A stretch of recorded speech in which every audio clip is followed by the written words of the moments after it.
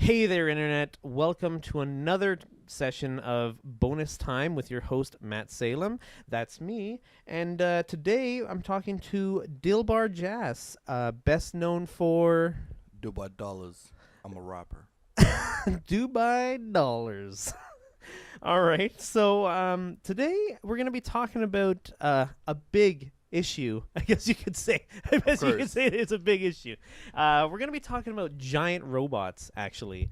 So me and Dilbar were just sitting here talking about how big a fan we are of the Metal Gear series. Obviously, anyone who knows us, anyone who goes on our gamers group knows that me and Dilbar are huge Metal Gear fans and cannot wait for the Phantom Pain to come out. Oh my goodness, Phantom Pain. No, like 40 more days. Yeah, it's like 40 more days. Like I'm just sitting here and I'm just like, please, just like I have actually booked time off of work so that I can make sure that I'm gonna be able to play that game when it comes out. Oh yeah, of course. I mean, the game has been developing for 7 years. And Yeah. we only knew about it like 3 years ago. Yeah. It's worth the time. And I mean, like, there's a lot of controversy around it too, eh? Like the whole hashtag Hideo Kojima production. Hashtag a Hideo Kojima game. A lot of dispute between the company and the creator himself. Yeah, it's a real shame because I think that personally, and I know you probably feel the same. That like Kojima's games are just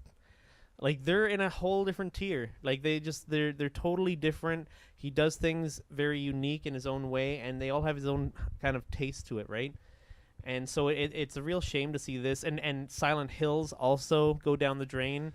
Of course. I mean, that's the thing. I mean, we only got a little tidbit of Silent Hills. Yeah. And the thing is, they said themselves that it's not even going to be like the final game, right? They're not going to be using any of it. Yeah. But they only show you how good the game was made. Only like men with their like 30-year-old careers can like develop something. That Exactly. great, right? He has a lot of time under his belt, and everyone who works for him says he's like an awesome guy to work for. Like he's so passionate. He has great ideas that he brings to the table that no one else has kind of done. But you know what? He did say before making this game that Metal Gear Solid 5 may get me kicked out of the video game industry. So I mean, maybe that prophecy is coming true.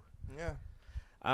But we're here today to talk about giant robots. One of the best video game encounters I've ever had with this was, I mean, just bringing it back to Metal Gear again, but in Metal Gear 4, when you got to, spoiler alert, by the way, for anyone who's never played it, but there's a scene where you actually return back to Shadow Moses.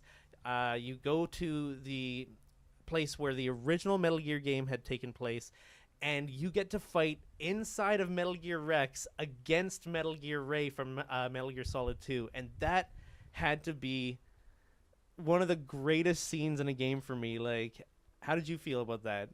Well, let me first start about the Act 3. I didn't even know. I mean, I saw the snowy place as like Snake was walking in. Yeah. And then the best has yet to come starts playing. Oh, and yeah. You start like something like Shadow Moses.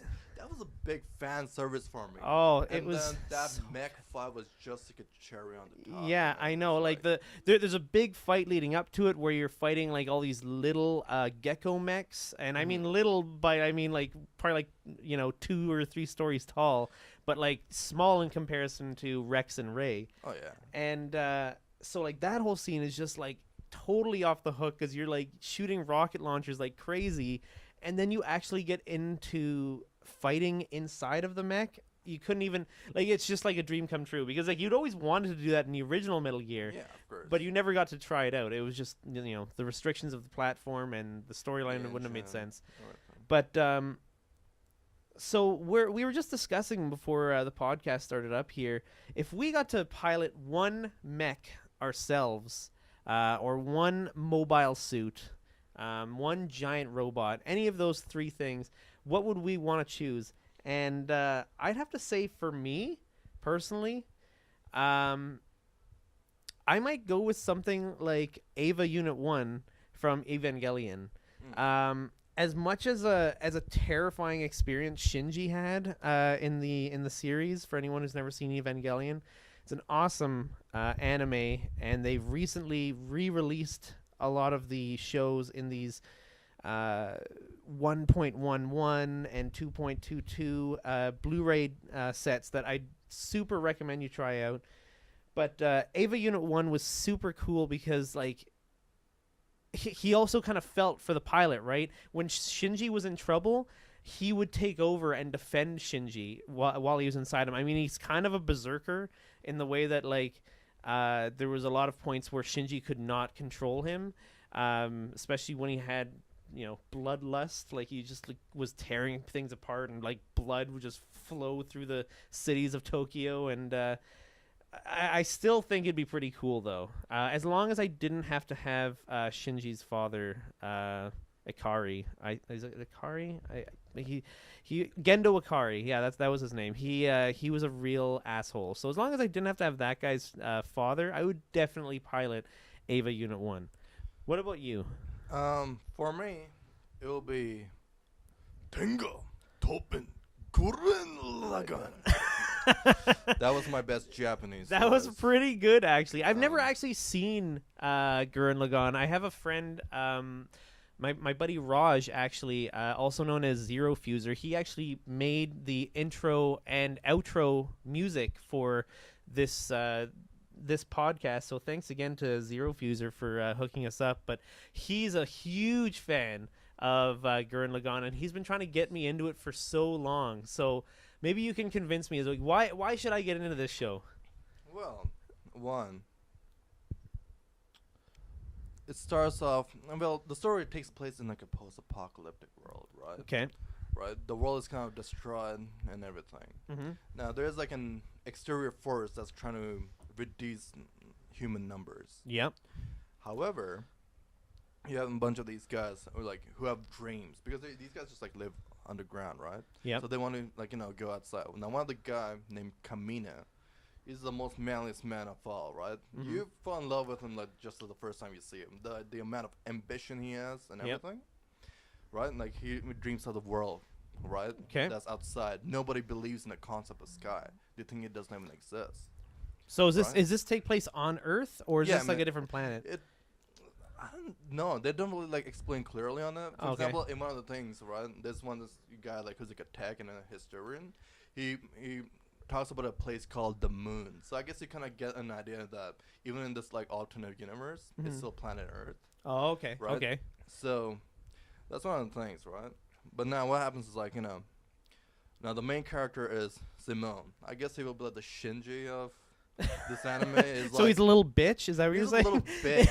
He's a little bitch. Yeah, because like there's plenty of times where you just want to reach that screen and just be like, Shinji, get your fucking shit together, because we got a fight going on out here, and we need some people to take care of some shit out here. So like, is it kind of like that? Is he kind of like a frustrating guy to watch at first and learns over time? Yeah, definitely one of those things, right? And the thing is, like, Kamina and Simone, they're like brothers, right? Yeah, they're like they've been like together for like a very long time and everything. Right now, Simone finds this robot, right? Yeah. Right, and it's just like a little head, just a little mech head. How big? Like size of your fist, basically? I think it'll be like the size of this room, right? Like you can just like jump on it. So for anyone who's not in this room, the room's probably like 10 feet by 10 feet. Yeah, probably something like that. So about 10 foot head is what you're saying. 10 foot head, right? And the other thing is, like, he also like finds this key that goes with it. It's like a shape of a drill. Yep. Right, and he uses this like drill to like turn the mech on, right? Okay. And with that, like they find like adventures, and they they finally get outside the underground thing, and what they find is that there's a big war happening. There's like humans and like a bunch of these like genetically engineered animal hybrids who also pilot mechs, right? Oh, okay. And that's the thing. So does it mainly take place under the surface? Like it's not above ground? No, it's like all underground? No, it's just like like tribal village kind of thing. Oh, like okay. there are a bunch of villages that are like underground. Oh, it just is really rare to find humanity outside. Oh, I see. Right? Okay, so something happened out there. Yeah, something happened out there, right? Without giving any spoilers away, but yeah, something happens, and they try to get to the surface, but then there's like genetically modified like animals and mechs out there. Yeah. Man, that would be pretty terrifying to find out.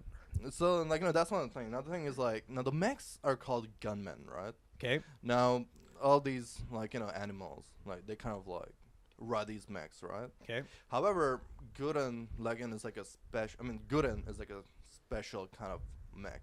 What happens is if you attach the head in like any mech, it will just like change its like formation. Like for example, Legan was another mech, right? Okay. It was just like a normal mech. What happens like Gooden like sticks itself on Lugon, and just like changes its color, everything. Oh, okay. So It's he's just- almost like an assimilation robot. Yeah, like it's he more like a assimilates other robots yeah. into himself. Like it's more like a symbiosis kind of thing. Oh, nice. But the special thing about this robot is it doesn't run through electricity. It runs through like a human willpower, right? So the is like the more of like a bravery or like a baller ass person you are, Off of the more powerful you become. the guy from Captain Planet who was Heart. I bet he would be a really good pilot for one of these things. Oh yeah, definitely. He used the power of Heart.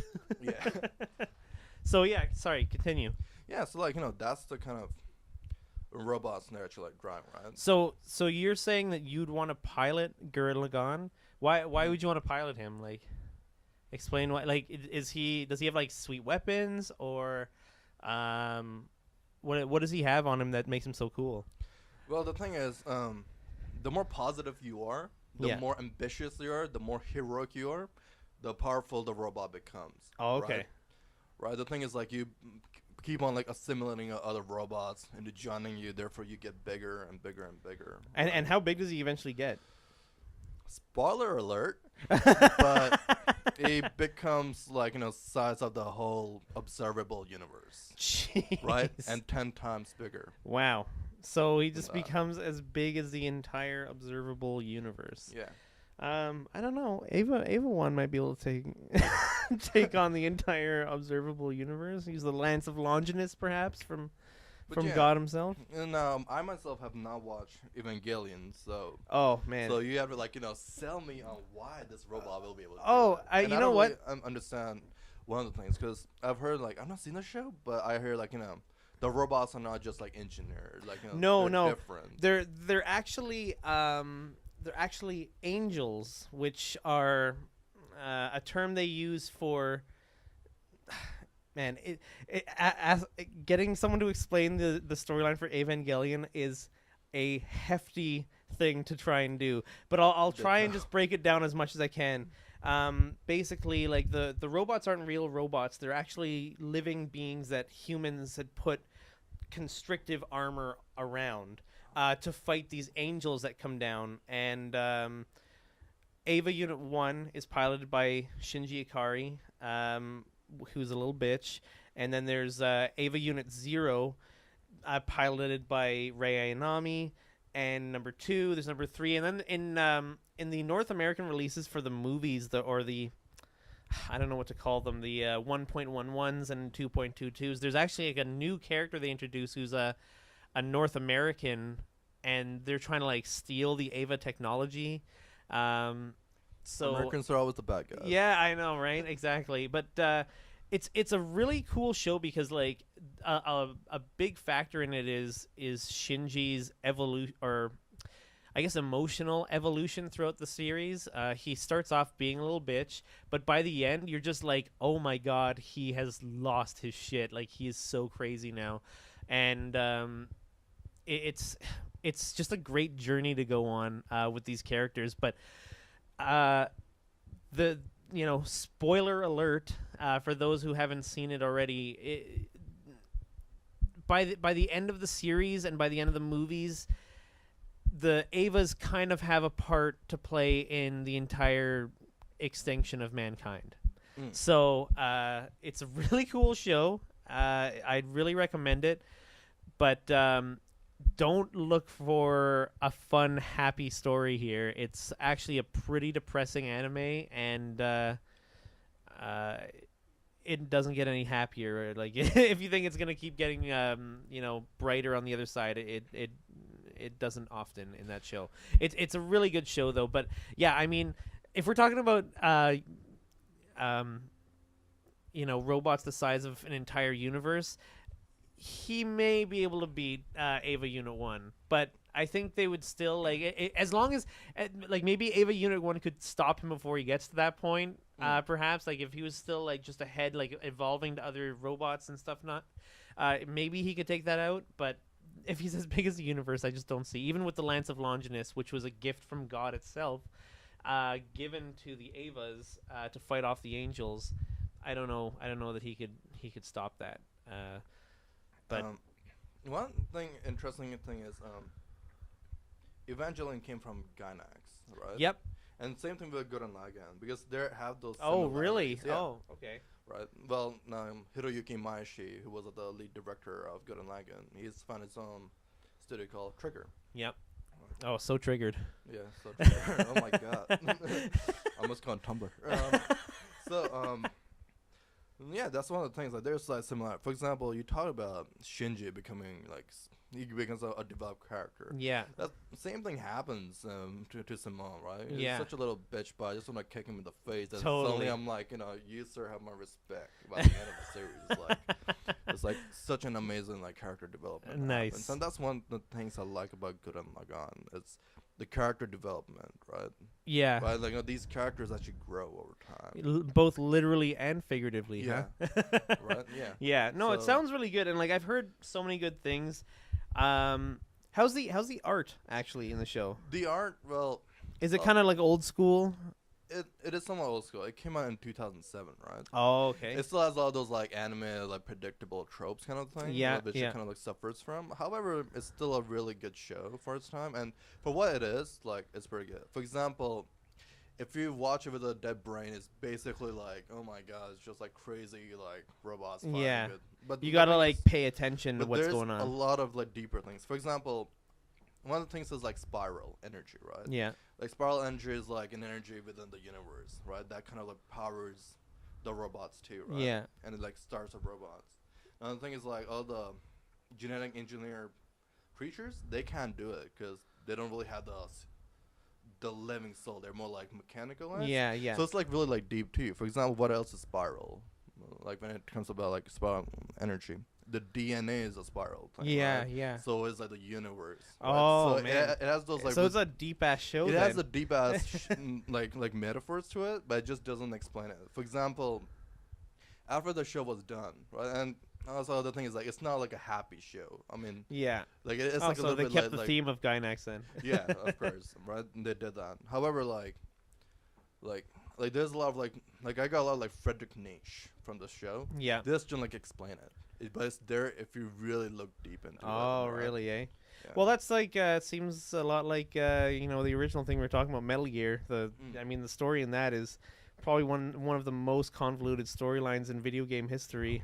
It's like oh, if you ask someone like, oh, can you just explain Metal Gear to me like super quick? It's like, no, I'm sorry, I can't explain to you real quick. There's just too much going on. yeah. There's so many betrayals. So many betrayals. It's like too many triple agents. yeah, yeah, straight up. But like, good nonetheless. Like obviously, it's my favorite game series, and it always will be. Like, I cannot wait for the 5th one to come out.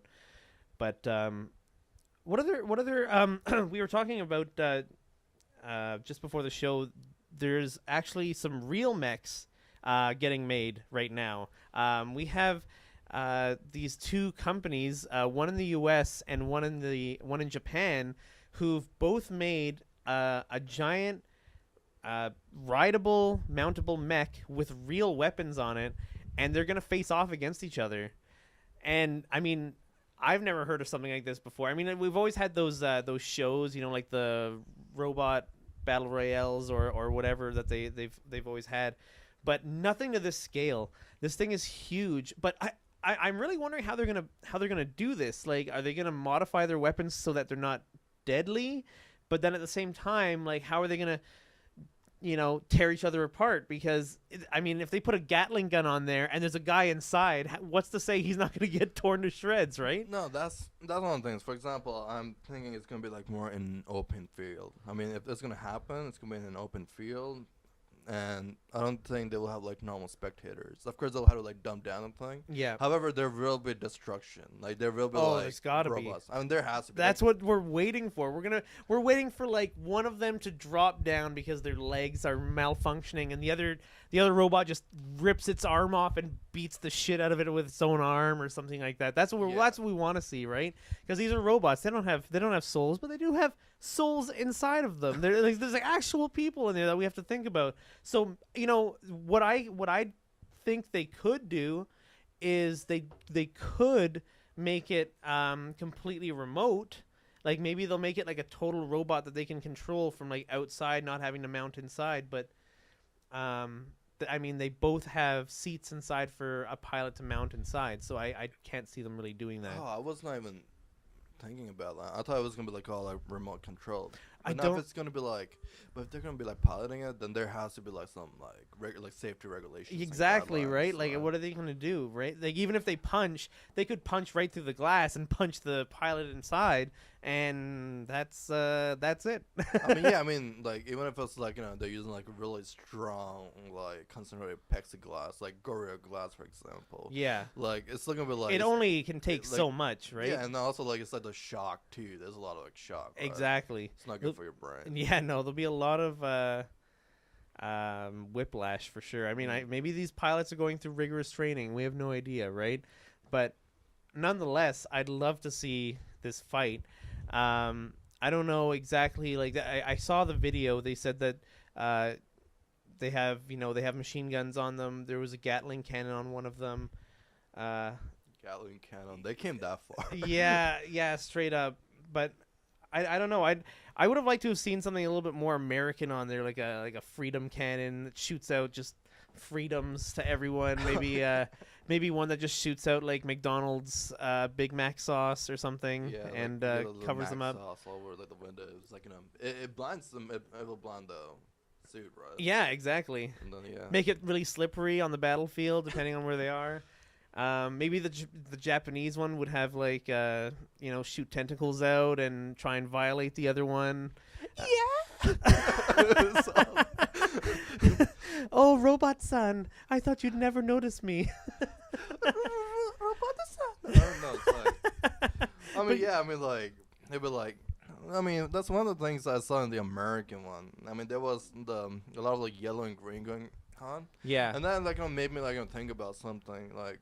There might be like a lot of sponsors with the robots. Oh right? yeah, that's true too. So- Like, I mean, I think that sponsors are waiting to see how this does, because if this does well, this opens like a whole new Category. like something that they could be sponsoring giant mechs to fight against. Like we'd have like a Pepsi against a Coca-Cola mech or something like that, right? I mean, for companies like that, building a giant robot might not be so hard.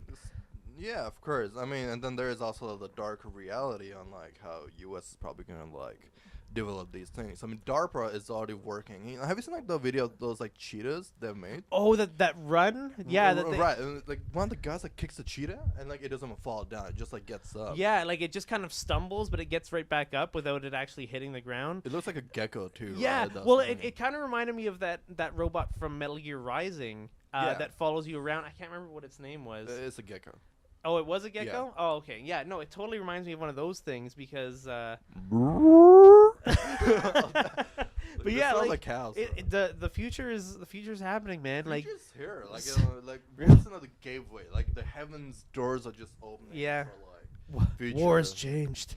War has changed. But like seriously, like, I mean, soon enough we're just gonna have these giant robot wars where every country just makes as many robots as they can to fight against things. But at the same time, for a lot of these countries, and it sounds really bad, but it's the reality of the truth, is a lot of these countries, human life is just way cheaper to make than robots, right? So I don't know. Maybe we'll just see the big superpowers with these things, and maybe there'll be a North Korean robot. You never know. Like I don't know. They try to Kim Jong-un probably has like something up his sleeve that he's been wasting all of his resources on. But like, what about a Canadian one? I'd like to see like a big friggin' like lumberjack mech, fucking like have like a Tim Hortons coffee gun like scalding people with one hand, and like fucking like I don't know, like a hockey stick sword or something. Oh, yeah, definitely. Like slicing them up and whatnot. Like that would be pretty sick. Like, I think. Like a newly refurbished kind of like wood. Yeah, really yeah. expensive wood. Yeah, but I mean, any flamethrowers would take us down. But yeah. I mean, I think the Canadian robot would just have good manners and not want to fight anyways. Oh, just yeah. like it would just invite the other robot to like have a beer down at the bar and buy at a Canadian and whatnot, and just have a few laughs, eh? Oh yeah, I mean like definitely. I mean I can see that the Canadian robot will not fight back. It'll be like, forgive you. just like power turns off and everything. The Canadian one like writes with permanent marker on its face while it's passed out in the gutter. What about an Indian one? What would an Indian one have? And then would it be like Vishnu? It has like 6 arms, and yeah, they all have like 6 arms, right? Like you have like robotic snakes. Like it jams your telephone and everything. It can wrap the snakes around you and constrict and stuff. Like it gives you all like the communication tele support for everything. So that's one. They have thing, live right? tech support on board support, all the time. Definitely. But they still have to wait. Like there's oh please just hold on one moment please. It's like you have that really terrible music playing in the background. My gun's jammed. My goodness. Yeah, no, that would be that'd be hilarious because that they would just make it in Brampton, Ontario.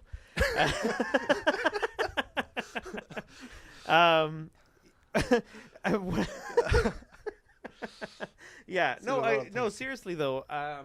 The future is getting closer and closer to making more and more of these robots, and I mean, I think if we see a success with this USA versus Japan thing, we're gonna start seeing robot fighting leagues and stuff like that are real giant mech. We're gonna have Pacific Rim in basically no time. But I mean, once the kaiju come, we'll be glad that we did.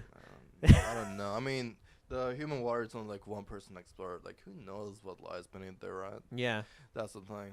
However, when even in terms of robots, we won't be talking about large size. There are nano machines. They actually have that, right? Yeah. They injected one inside a person to kill some cancer cells. Yeah. So they come in all sizes. Yeah. No, totally. And robotics are, I think that we're just barely scratching the surface with what we can do with it now, in comparison to imagine what robotics are gonna be in 10 or 20 years. We're gonna have real mechs landing on planets and exploring, not just rovers but mechs, and looking around, building spaceports for us and on different planets and stuff that would be freaking amazing. It'll be basically StarCraft. Soon enough we'll be the Terran.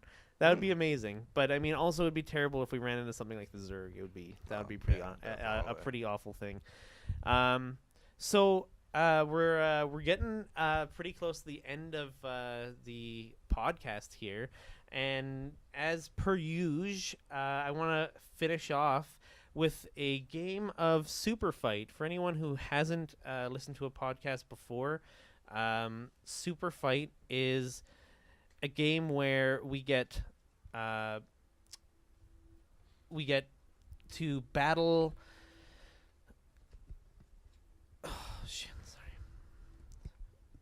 Super Fight is a game where we take cards and get to battle against each other with whatever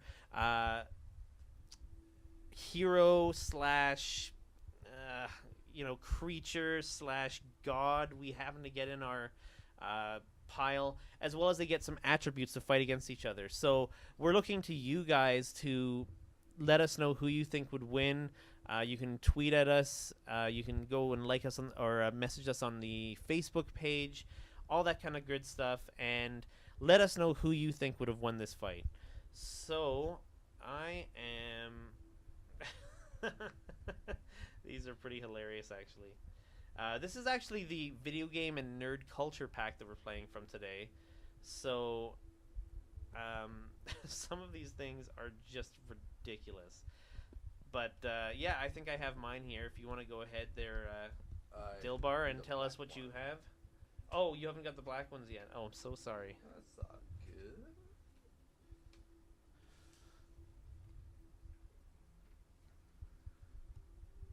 All right.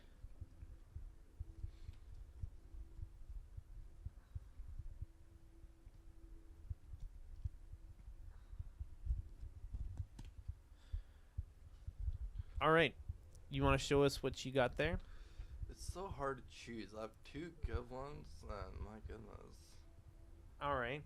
Well, I can always start with mine. All right. And, I mean, you should have yours picked before I go, just so that you don't use something that might be super effective or something. I will definitely. All right. Jeez. So I have a creeper from Minecraft riding on a Pegasus. I have the Greek god Zeus, Oh my god. armed with Jolnir. No way! So, Zeus armed with Mjolnir. Oh Yeah. my god. Okay. Well, that's that's pretty crazy, actually. We'll pick another one. So no. All right. What we have to do now is we have Creeper riding a Pegasus. I mean, the main thing I have on my side is creepers give no fucks, right? Like they know that they're like suicide bombers. They run at you and they explode and ruin everything. And they are riding a Pegasus, so I feel like he'd easily be able to fly up to Mount Olympus and blow Zeus's arm off at least by just running into him. I just feel sorry for the Pegasus. yeah, the Pegasus is definitely dead afterwards, Yeah. for sure. Well, Zeus is a god. No questions asked. And That's true. he's a god of lightning, so therefore he can go really fast. Yeah. He fought his father, a titan himself, Kronos. He got his arms and limbs ripped off by him, and he That's still true. managed to defeat him. That's very true. He grew his arm back too. So, something else I didn't mention to you before the podcast is once we've drawn our 2 cards and explained what we wanted to do with them, we draw 1 more black card each All right. that could benefit us, but it also could not benefit us. All right. So, I have a creeper riding a Pegasus that's also armed with a gravity gun. All right. I have Zeus armed with Mjolnir, who is the supreme.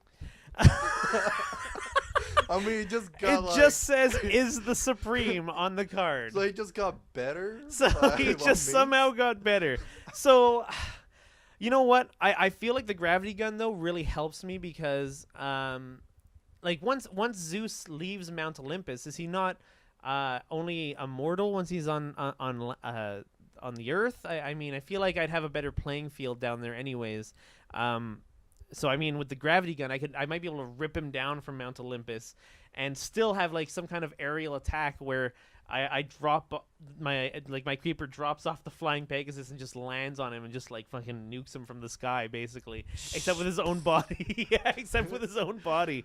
So, but I mean, Zeus with the Mjolnir and his supreme. I've gotten some pretty crap cards in the last few podcasts, actually. So, well, here's the thing. Zeus can descend upon the mortal realm. However, he is still really fast and strong.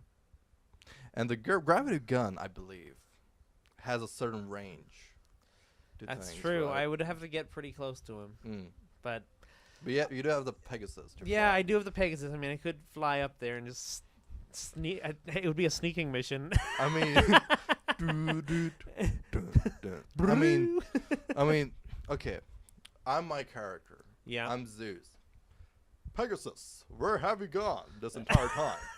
What is this green creature on top of you? And then I'm like, that's the gravity gun sound for some reason. And he's like, Zeus is just like, ah, and he's like falling off of his Mount Olympus, like kind of like I imagine the same way Homer Simpson fell down the gorge when he tried to skateboard over it.